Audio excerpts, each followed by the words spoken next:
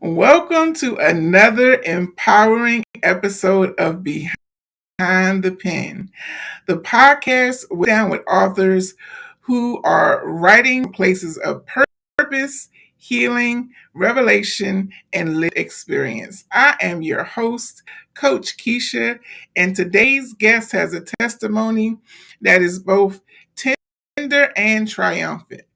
Joining me is Celeste Houston, also known as Coach C, a Christian author, grief advocate, and creative healer who has walked through deep valleys of loss and emerged with tools, resources, and books that are already changing lives. She's the author of Purposely Living, Not Perfect, Coloring Your Way Through Grief, and Coloring Your Way Through Clouds of Loss for Kids. Each book carries a unique expression of healing, purpose, and emotional restoration. Please help me welcome Celeste Houston, also known as Dr. C, to Behind the Pen. Hey everybody! Hey, Coach Keisha, how are you? I'm good. How are you? Welcome, I'm doing. welcome. Thank you for extending your platform and giving me this opportunity to tell my story, my testimony. That I know that is healing, not for myself, but for others. You know, the Bible says when you refresh others, you refreshing others, you shall be refreshed. I think I'm paraphrasing that. But one of the things that I know is that when we encourage other people, it becomes a trickling effect. And so that's what my role is to encourage, to enlighten, empower, to help people find their purpose. And thank you for allowing me to be a part of this platform today. Absolutely. I'm so glad that you're here, and I'm really excited for the conversation. It's one that's needed and that we should talk about more openly, actually. But before we dive into your books, your mission and your ministry, let's start with your story.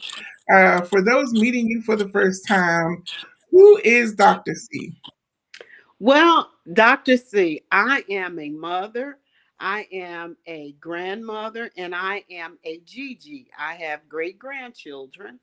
I am a native of St. Louis, Missouri. Um, so I have a total of four children. I've lost a child. My youngest son, he was 43 when he passed away during COVID. My oldest daughter, I would say she became my playmate, my sister, my friend. We're like 14 years apart. I earned my master's degree years ago, my undergrad in business and leadership. I'm an ordained pastor here in Georgia at one of our local churches, Mosaic Mapleton, here in Georgia. I am a life and grief coach. So that's who I am. I also am a secretary for the Greater South Cobb Kiwanis Club. That's what I do in a nutshell. I love giving back to my community. I love that. I love that. So, as you've already mentioned, you walked through the unimaginable grief of losing your son, but not only your son, your father and your grandson within a 3 year span. Is that correct? Yes, yes. Life, one thing about life, it is so uncertain. You think that when things are just going well, it was during COVID, when I lost William. That's my son's name. His name is William. When I lost William. And then my dad was able to help me navigate those waters of grief, of uncertainty. And then my grandson, my father passed away in February. I could remember the day, 2 days before he died, he called me on the phone, and it was so hard for him to talk. But I think that was God's way of winking to let me know that I was on his mind. And so he called me up and I asked him, I said, Pop, is it hard to breathe? And he said, yes.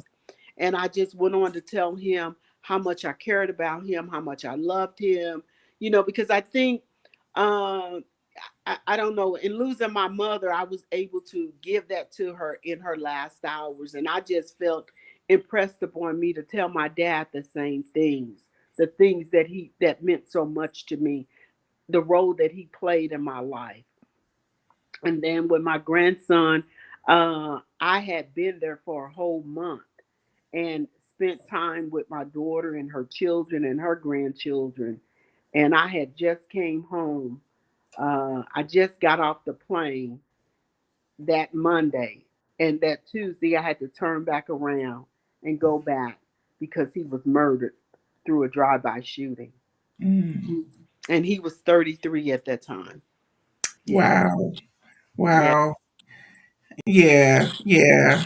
Again, I apologize to hear that. It's always heartbreaking to hear, but at the same time, we know that God has a plan. He Um, does. and we know Yeah. just by the fact that you're here that He met you in those places. And it's by his grace. We always talked about surely goodness and mercy.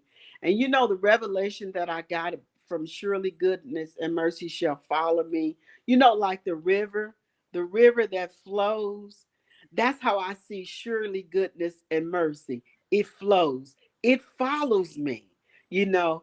And so with that, and it took let me just say this, it took some counseling when I lost William. I had to go. I'm a coach and a grief coach, but I needed a therapist.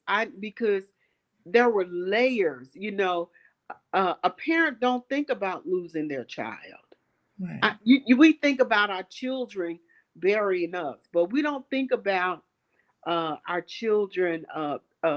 We don't think about how to, if we lost a child, what would we do? And it is something. It's something. It's something. And then to see my daughter walk through that same thing, and I thank God that I was able to be there for her. To be there for her as well. So, how do you think grief reshaped your life and your identity back then? It's not back then. It's a constant. Grief never goes away. Um, it, it is not as hard as it was, but it's hard. You know, he died in the month of November, so November the 7th. This past November, it made 5 years. uh I was, I was in my emotions, but one of the things that I learned in going through therapy and as a coach is sitting in your emotions. Like, this is how I feel, this is how I feel today, right now, not today. This is how I feel right now. And accepting those emotions to flow. Because so many times uh, we try to escape the emotion, escape the feeling, and we compound it with work, we compound it with being distracted with something else. But I had to learn how to deal with it and cope with the pain, and so it never goes away. It shapes how you feel, you think. For a while, I was afraid that when I would get a phone call from one of my children, or if I missed a call, something bad was going to happen. And I had to pray through that. I had to pray through and realize that every call is not a bad call. That there were good news was being shared, but the enemy had made me believe that every time I got a call from one of my children, if I wasn't available, that it was something bad going on. And so I had to learn, like, God, help me with this. I had to pray every step of the way that grief changes you, it shapes your life, it makes you see things so differently. I've lost my mom, I lost my dad to lose my child and my grandchild, it's like, oh my goodness, any other weight? What other weight? What Yeah, other no, weight? you're You know? absolutely correct, and thank you for that reminder. I lost my dad 2 years ago, and I am not who I was before. He passed, and I was a daddy's girl through and through. So you're absolutely right. It's a process. Grief comes in waves, sometimes out of nowhere, and so you're absolutely right. It's a process that we go through. It's a smell, it's a song, it's a thought, a memory. The first time, the first holiday, oh my goodness. Oh, I can't even share this with William. Man, William would have loved this. Uh, William would have liked for me to talk about this. He was always wanting to debate with me about something. That was my kid. He loved to debate me about something. But those things, and sometimes I just miss. But one revelation that Coach C, Coach Keisha, that I received was to still call his name. And there are listeners out there. You may have lost a loved one, and we always refer to that person by the relationship: my son, my daughter, my mom.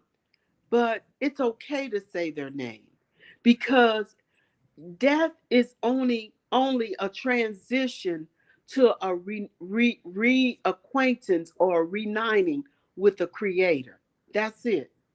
I had to learn that revelation, that before God allowed me to be William's mom, he was with Christ before he was with me. And so God just transitioned him back to the Father. He's just been transitioned back. And I know that one day I'll see him again. I may not know him in his new heavenly body, but I just believe in my heart that I will see him. So that was a revelation that I had. Is one, it's okay to call their name. My son's name was William, you know, William Joseph Houston. I just call his name. Absolutely, absolutely, and I love that because I love to hear people. Sometimes people think that they don't want that you don't want them to talk about your loved one, and I love to hear other people talk about my dad. I love to hear stories about him. You know what I mean? Because then it gives me a different viewpoint. I'm his daughter. That was my perspective, and so I love that. My dad's name was Cleo, by the way. See, Um, Cleo. yes. So. I have something ecclesiastic came in my mind. I think it's Mm. in the seventh chapter. It said it is better to go to a funeral than to go to a party. And when I read, listen, when I read that, I was like, it's better to go to a funeral than a party. But just think about it. What you just said, I get to hear things about my dad that I didn't know, that other people experienced him. I didn't have that experience with him, but Yeah, other people knew him and experienced him in a different way. And that's so important, to hear the stories of our loved ones, to hear how they impacted people, whether good or bad. absolutely, absolutely. I love that. I'm gonna have to look that scripture up. Yes. You learn something new every day when you in the Word of God every day. So, what do you think was a turning point that moved you from a place of that deep grief and just surviving to kind of healing through some of that? We know healing is constant, but getting to a place where you are today. Well, I think actually, I was still grieving when my grandson passed away. That was like that happened. He's been gone for a year now. Mm, So it was when I saw my daughter, and she started going through, and I knew that I had to be there, not for just her, but for her children and for my grandkids, because my grandson Deshaun has children. He has a set of twins, and he has a son and a daughter. So he has small children, and seeing the sadness on their face and helping navigate. So I was gone for like 2 months with them. I left my home and I was there with them for 2 months, and it just, I had to get out of it. I'm a journaler, so I started journaling and just praying, putting prayers in my journal. I created a tree, the things that I wanted in my tree, good things, the family, generational things on one side. So I looked at what generational things on one side and things that I wanted to change in my family dynamics on the other side. And I created a tree.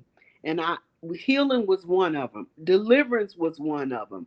So, it was those things that I started writing, and just writing. To be honest, it was writing and going back and reviewing what I had written and praying and asking God, God, give me strategies. Show me what I need to do for my family. Help me to be get them strong, so that I can stay strong. So it was just really grieving and just writing. And I had a revelation, not too long ago, about, what? A lot of times people don't want to write. People like coloring, because during my healing process, I have coloring books. And I Mhm. said, why not create a coloring book? See, I have a coloring book.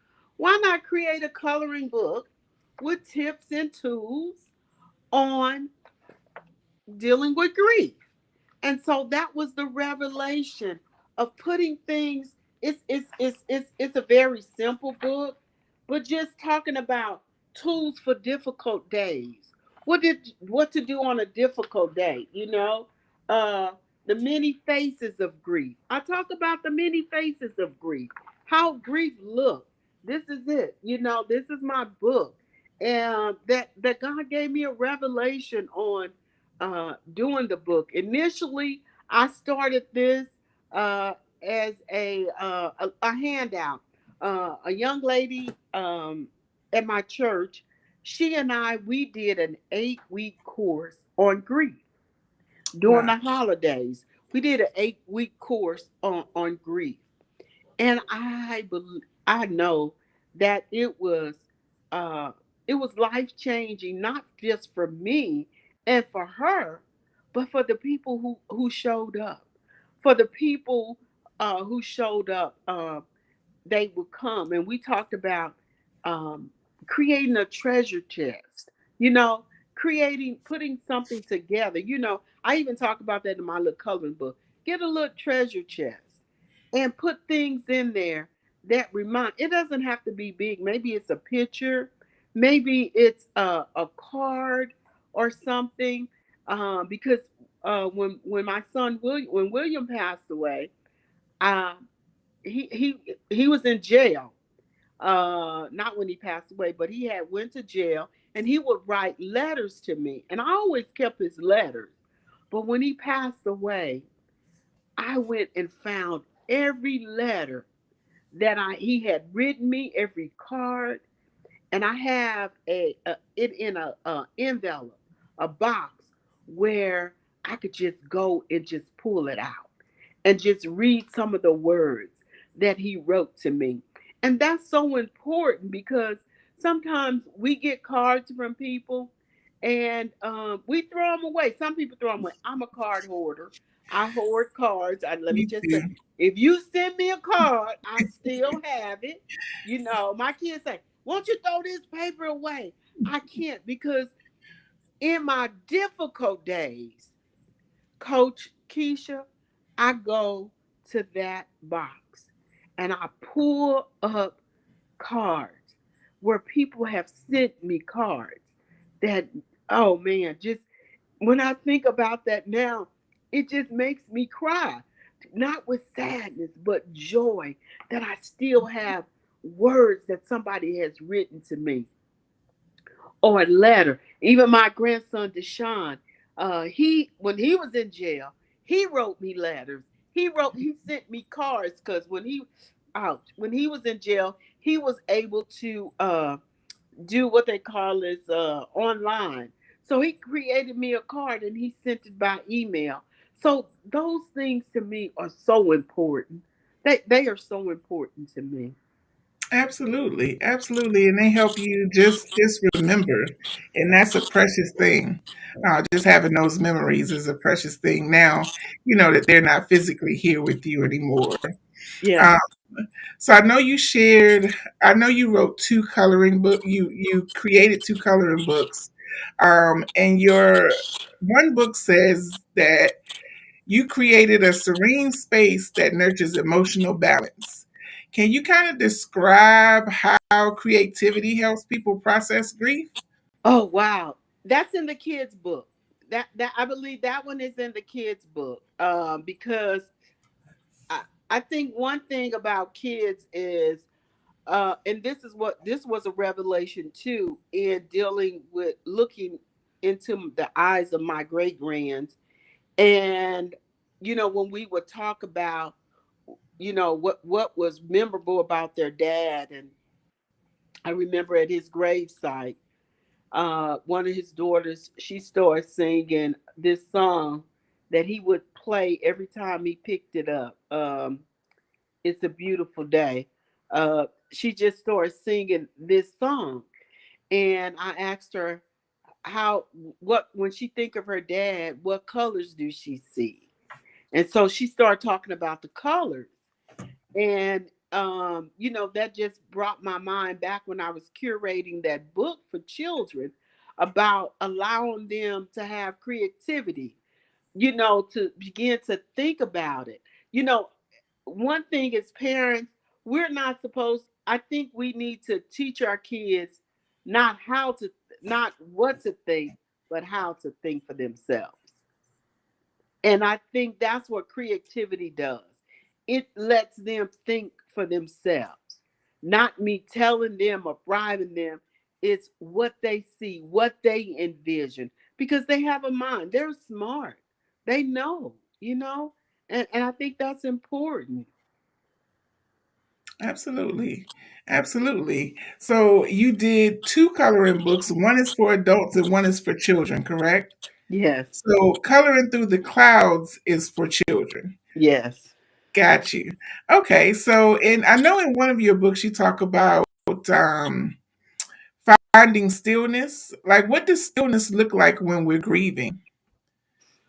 It's breathing. It's breathing. I think one of the things that when we are going through and we're grieving, we need to take account of our breath, the precious thing of breath, breathing in and out, just being still. You don't have to be still for a long time, but just still yourself, you know, your nervous system. I believe one doctor learn how to tap. When you breathing, tap. Breathe, be still, no noise, clear your mind, but just breathe. Breathe, inhale, exhale, just breathe. The Bible tells us, be still and know that I am God.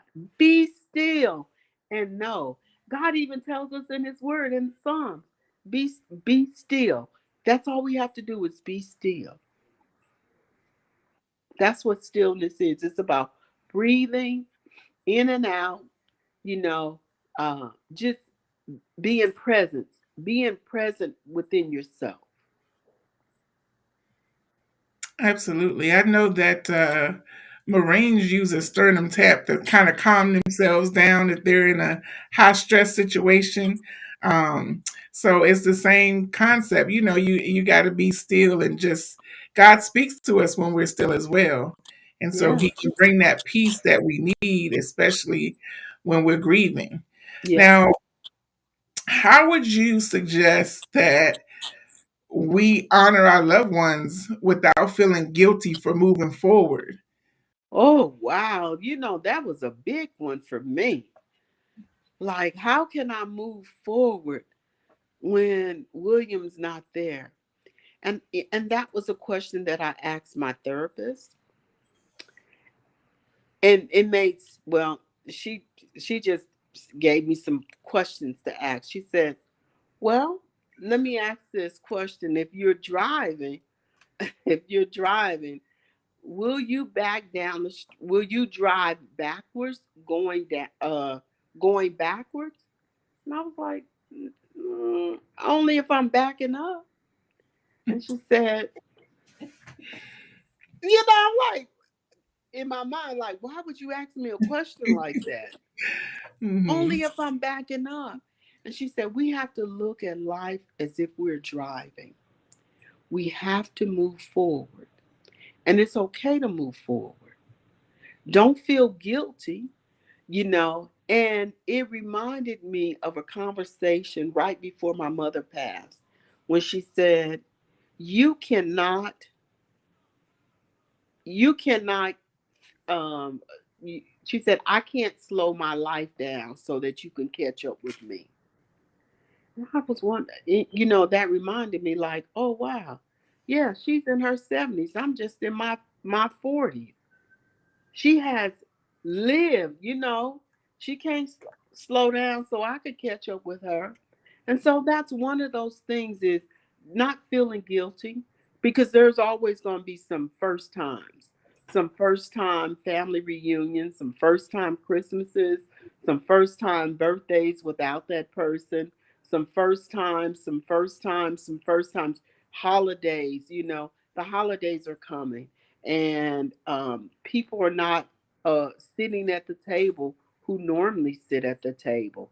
When my mother passed away, I think for a while it took us a long time to get together for Thanksgiving. But we had to remind ourselves this is not what they would have wanted. They don't want us to stop living. We have to continue to live, to move forward. And the only way to live is to move forward. Absolutely, absolutely. My dad passed in September. And so we were thrown right into, the holidays, November, and in November is Thanksgiving. But not only is it Thanksgiving, it was his birthday and my Mm. mom's birthday because their birthdays were a day apart, and their birthdays often fell on Thanksgiving. So it was just a whole lot going on at one time, and so we have to be mindful of that. And I always encourage therapy. I encourage a grief group. I did both. I went to a grief group with others so I can know that I wasn't alone in that Hmm. process. And then I also had a therapist as well. And of course, Jesus and therapy they work perfectly together. That's true. Uh-huh. That's true. That's true because my first year, like I said, I had a therapist, but I also went through a coping group. I went through a coping group, especially around Christmas and Thanksgiving. Yeah, because October and November, my mom and my son's birthday is in October, and then they both pass in November. So yeah. Um, Mm-hmm. Absolutely. So I want to focus just a little bit on the children's coloring book, because oftentimes, children don't know how to express those big emotions they may be feeling. So yes. I think it's so beautiful that you created this coloring book for children. Um, how does grief kind of shape the pages of this book? Like how does this coloring book help them process the grief? Well, I do put some tips in there, but I ask them questions. It's more is questions. I give them a lot of area for being creative, to draw. how do the person look like, what, to draw the person, uh, write a memory, write a story, um, so give them, tools that they could work with a sibling or their parent, or if they're old enough, they could, do it on their own. But I think one of the things that I talk about is their feelings, that it's okay to feel that way. It's okay, because sometimes our feelings are so big. We have these big feelings, and we don't know what to do with those big feelings. And so I believe I wrote in there about when you have these big feelings, what putting them in a container or something like that, being able to put them, don't throw them away. Talk to your mom or your dad about it, because it's so important that you do. And I let them know, even in that their feelings matter. Their feelings Absolutely. matter. And I think Absolutely. one of the things that I didn't see, I hadn't seen many grief books that talk about grief with children, small children, because kids are so inquisitive. They ask, I didn't go into the theology of death or anything like that. I tried to make it as vanilla as possible without putting a lot of theology or anything in there. I just wanted to just make it soft, make it a soft, not too hard for a child, but just meet them where they're at, to write, write a story, to draw a picture, talk about a favorite moment or something like that, of that nature. I love how you called the book a big hug in color. And I think Yeah. it, like you said, it just gives them an area to somewhere to express those big emotions, and then whatever they express will give parents a chance to discuss it with them, and kind of talk about it. So I really love that concept. So, were you a kid that doodled when you were little? Did you Still were do. you so, and I have these crayons. I keep these crayons close by. But always think about the Crayola, that even if I break this Crayola, it still colors. Even Absolutely. if the tip get numb, guess what? I could just peel the paper back and it still colors. And that's the important thing, When a pencil, you could doodle with a pencil, but at some point you're going to have to sharpen that pencil because the lead goes down, right? This crayon, it'll go down, but guess what? You can pull it back, the paper back, and you can still color with it. So yeah, that was one of those revelations that God had given me as it relate to creating a coloring book. I wanted to do a journal, and maybe some point I'll do a journal. Um, but I'm working on another project at this time, so that's soon. That won't be coming out soon. But yeah, that's another project that I'm writing. So you did write a third book. It's called Purposely Living, Not Perfect. Is that correct? That's it. That's me. That's me. That's me. That's me. And so this book right here is basically, it talks about self-reflection, breaking down goals into smaller and actionable steps, building a network of supportive relationships. That's so important. That one of the things that I believe in purpose. Purpose is not a destination. Purpose, we evolve in purpose. Okay, and I just believe that when we're pivoting to another level in life, we need people that's around us that can help us grow, that can correct us, that can support us. So those things are important. It's about finding and developing a growth mindset, you know? And it's so important that when you are changing, you're growing. You know, that it's simple as that. It's when you're growing. And so in this book right here, I do a lot of reflective questions. I ask a lot of questions. And one of the questions I ask is, living a life that matters purposely is about seeking something worthwhile in life. It's about finding purpose and focusing on Christ. Many times people believe that in order to be successful, I have to write books, be a best selling author. Um, I have to have this degree. And don't get me wrong, because I have them. Uh, but success, according to the world, is not according to God. Success is about impact. Let me spell it: IMPACT, impact. I don't care if you impact one person, that's success. Success is about impact. And when we operate in our divine purpose, we are we are impactful. And so that's one of the reasons. And I wrote this book doing I was going through a purpose. I was going through a transition. I was pivoting. And so God began to give me revelations and just help me understand.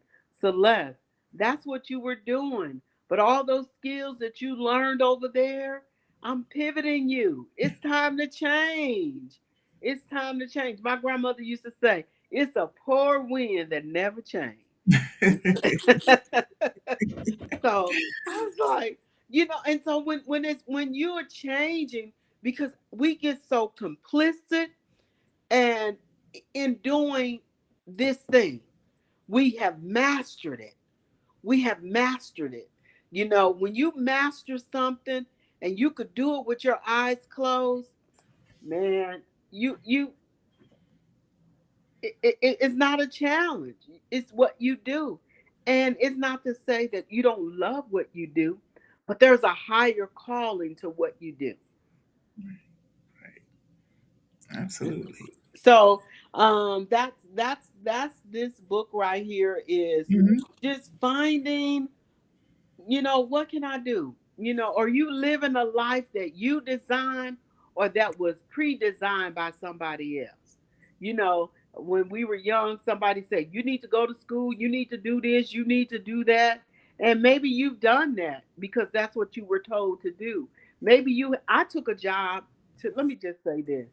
I'm going to testify. I took a job because I had to. I was a single parent and I needed to take care of my children. Did I like it?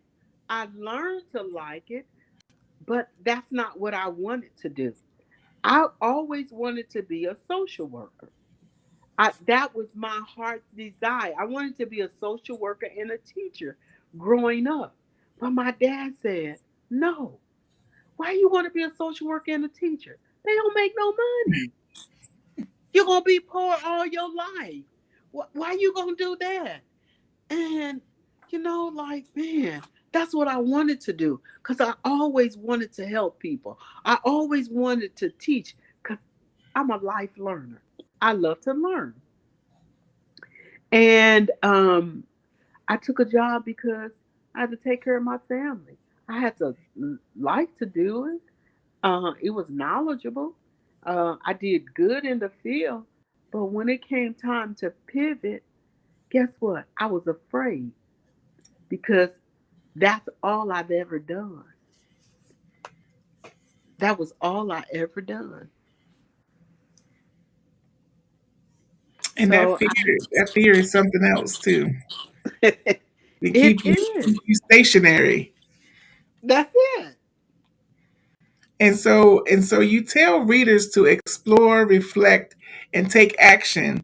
Now, I'm a woman of practicality and application. Like, what would be a practical first step that someone should take on their purposeful journey, like on the journey towards their purpose? What's a practical first step? Understand it. Okay, so if I say what is a well, one practical is first you is self-awareness. Self-awareness. You have to do self-awareness. Where are you at? What do you want? And knowing what you want, how can I get there? And from there, that's where you start building. What is it that I want? How can I get there? And so now you're listing the steps. You don't list the goal, just what do I want? List what I want.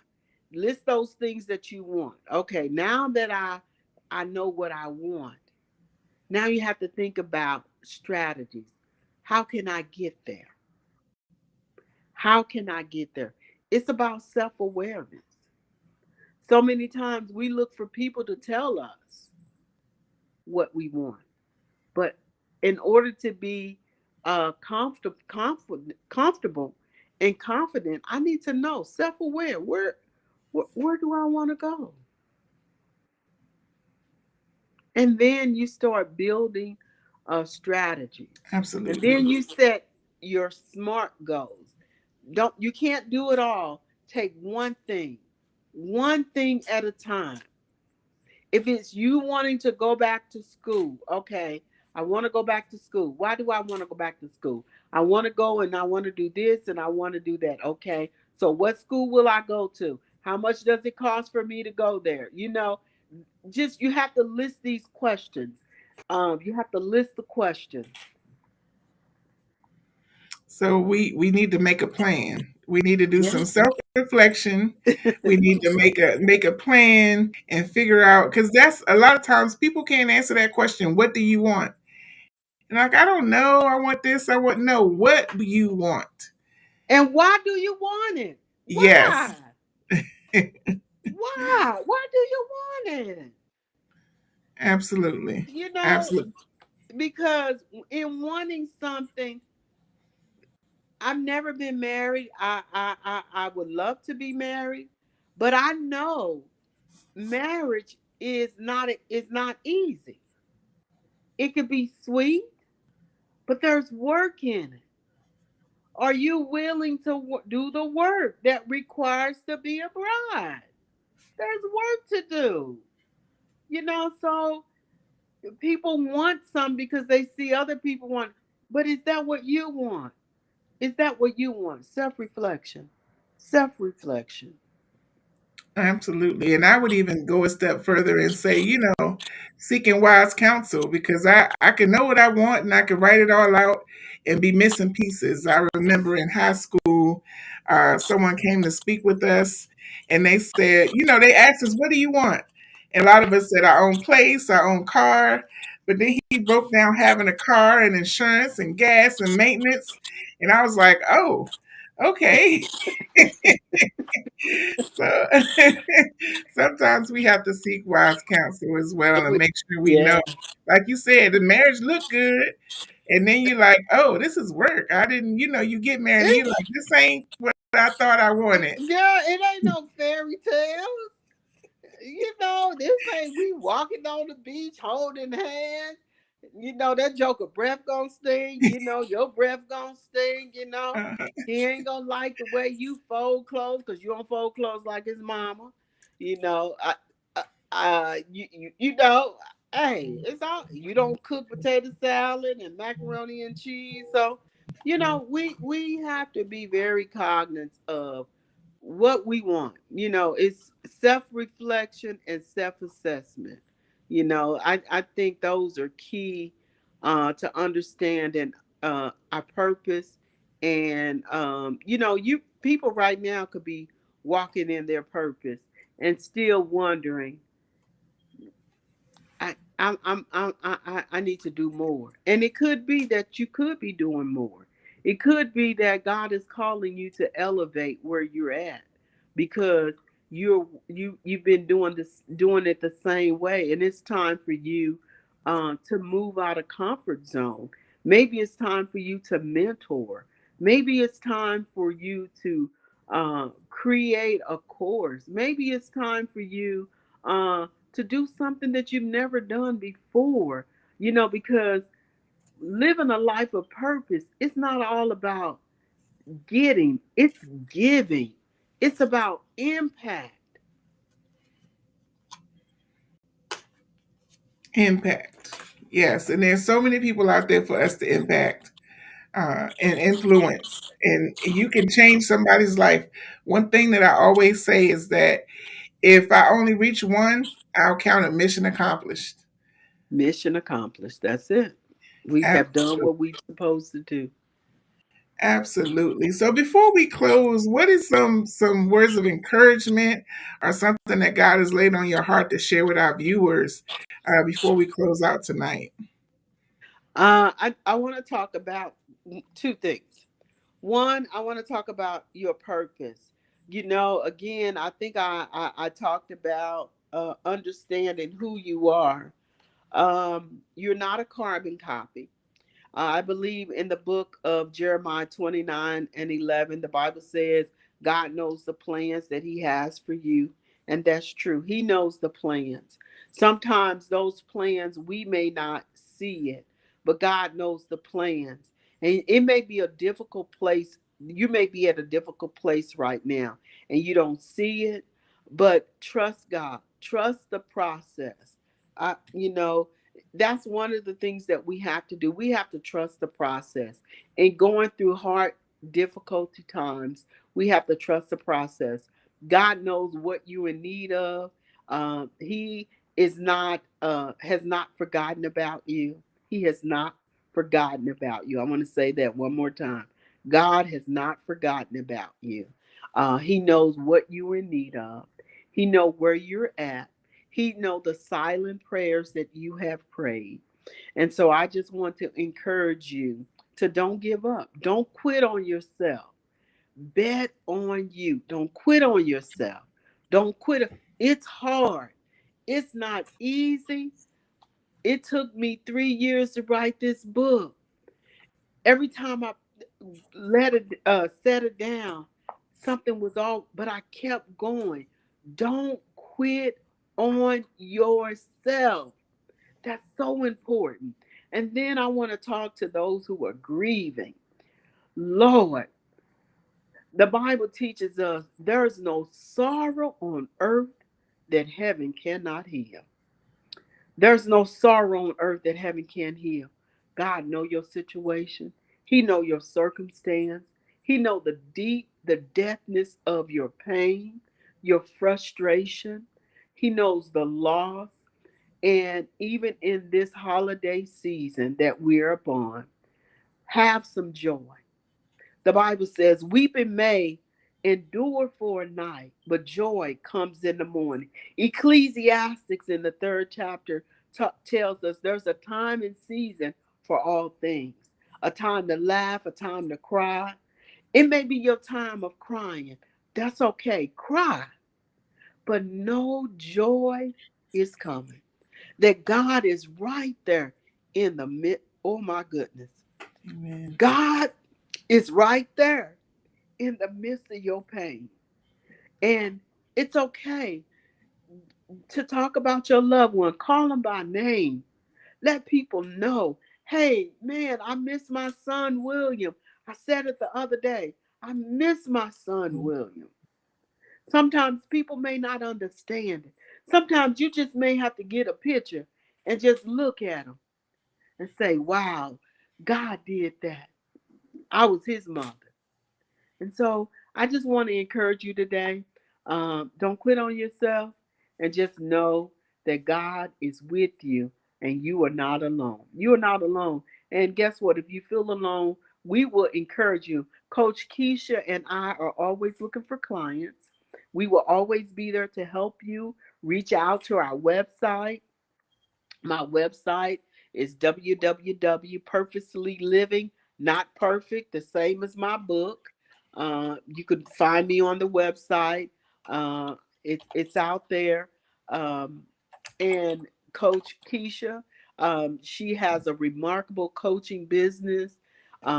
She will even help you formulate, publish your book. Okay. Absolutely. Absolutely, yes.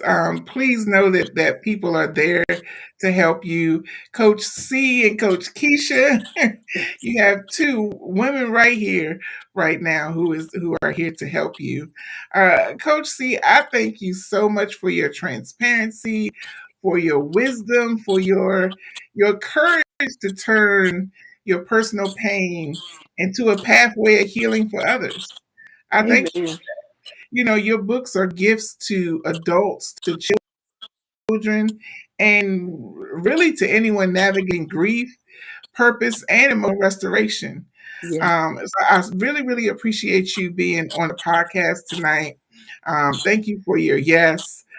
This one was near and dear to me as I knew we would be talking about grief, and thank God I've moved to a place where I can talk about it now and not be a whole entire mess.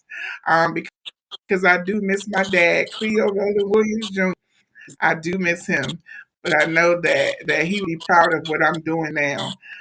As with your father, your son, and your grandson will be Yeah. proud of you as well. Uh, Yeah. Thank you so much again, and to our viewers, remember that healing is possible. Purpose is possible. Peace is possible. And sometimes it begins with one small step or even one crayon. You got it. You got it, even one crayon. So I thank you so much for being on the podcast tonight, I Coach. really appreciate you. I really appreciate this opportunity. Yeah, I really do appreciate it. Absolutely. And after you get done with your next projects, we'll have to have you back to talk about those as well. Yeah, you'll see a living transformation after that one. Yeah. Absolutely. Okay. Absolutely. Thank Well, you. well, thank you everyone who tuned in tonight. Thank you for listening to another episode of Behind the Pen podcast. Thank you for watching another episode of Behind the Pen. Be sure to subscribe, leave a review, share this episode, share other episodes, but particularly this one with someone who needs to be encouraged on their grief journey.